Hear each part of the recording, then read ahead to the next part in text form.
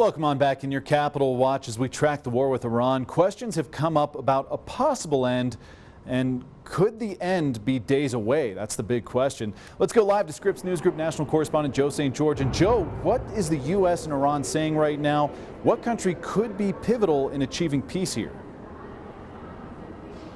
Well, good morning. It depends on who you're listening to and watching. I think if you're watching President Trump exclusively, the president is sounding very optimistic. Yesterday, he said that there have been good talks with the Iranians. That resulted in oil falling by more than 10%.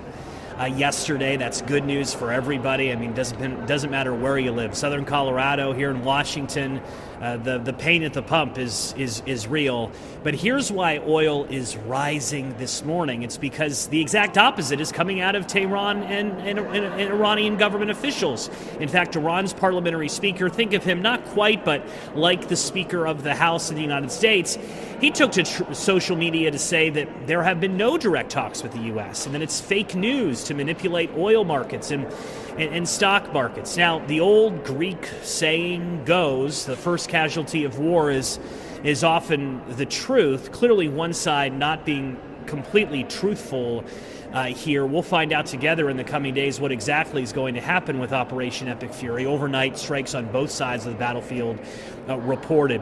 One major player to watch in all of this, Pakistan. They're positioning themselves to be the key mediator in any possible deal. They share a border with Iran, have a vested interest in making sure the controversy and chaos doesn't spill over to their border. They also enjoy warm-ish relations with Saudi Arabia and the United States. So keep an eye on Pakistan. Keep an eye on these statements that both sides are sharing. They're certainly contradictory.